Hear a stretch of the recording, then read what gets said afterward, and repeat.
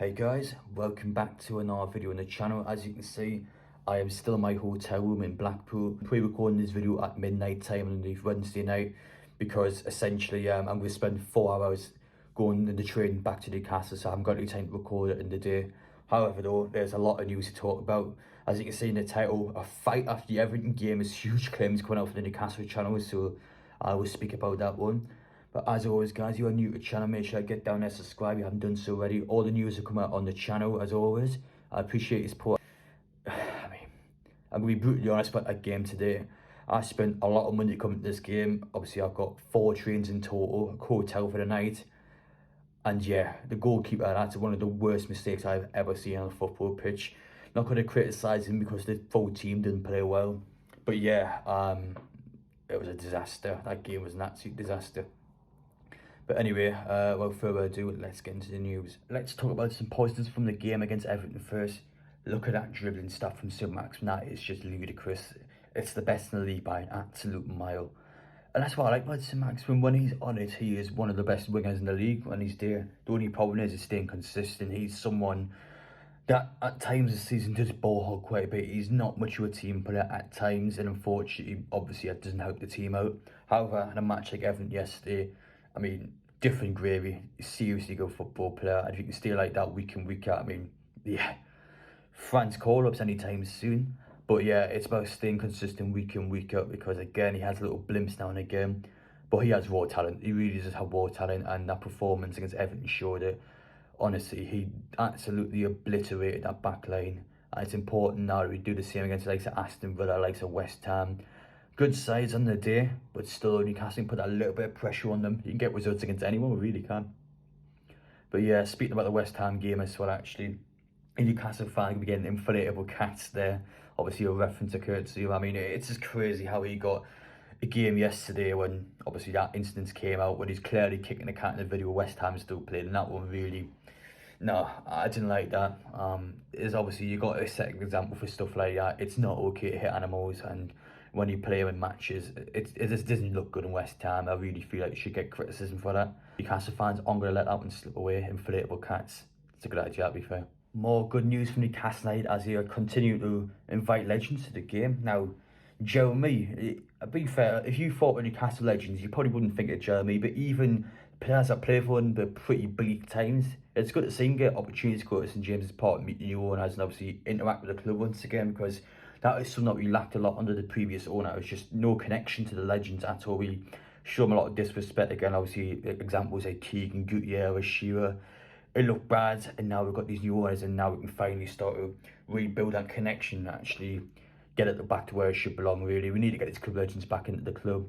These people are what made the club what it is in the first place, and to kind of, what's the word, kind of just ignore them. I didn't like it at all. It's good to see these people come back in the club again. Show me what a weird one that is, but listen, bring them all back in. I love to see these random players come back in. It's good to see, and we should continue doing it. So well done to the owners again. In fact, obviously, if you watch my vlog, you knew that next to the Bobby Robson stash, I actually saw Murder. He just walked past us. I was like, right, Murder, and he just speaks like a normal human being. That's class. I love it. And I love these owners as well, because these are people that clearly care about the club, and I had to continue to show week in, week out, and it's great to see. Anyway, on to the huge story now.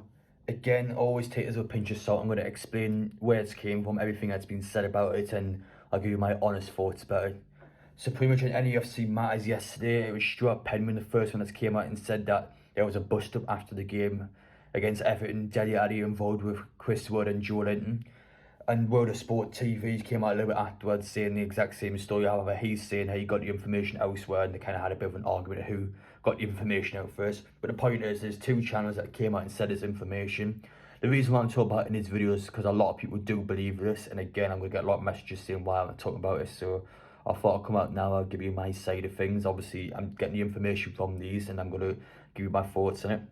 But yeah, obviously credit those 2 channels. Those are the ones that came out the information. Again, you believe if you want to. I'm just here to explain what's happening, and you guys can obviously make your mind up about it. So anyway, during the match, well, about the 90th minute or so, you obviously saw Joelinton getting a bit of an altercation with Dele Alli. Those 2 clearly not happy with each other, getting frustrated over the game. Pretty much just boiled over after the game, according to them. And in the tunnel itself, Dele Alli confronted Joelinton, and essentially those two got quite feisty with each other, and eventually it led to a bust up. And Joelinton, as quoted by Stuart, put Dele Alli on his arse. I don't know how he done that. I don't know if he pushed him, punched him, or what. Like he didn't specify how it happened, but he put Dele Alli on his backside. And obviously Dele Alli's not happy about it. He gets back up, and eventually Chris Wood tries to break things up. And after like a minute or so, he pushes Dele Alli on his backside as well. So yeah, it sounds a bit mental, but I promise you, they were exact words that were said by those two. I'll give my honest thoughts on it now.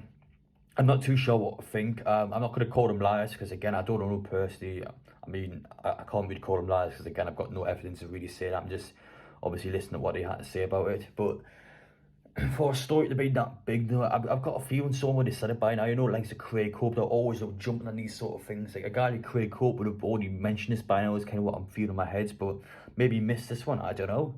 But personally, I just feel like some mainstream media would have talked about this by now. However, again, we'll see if that changes anytime soon.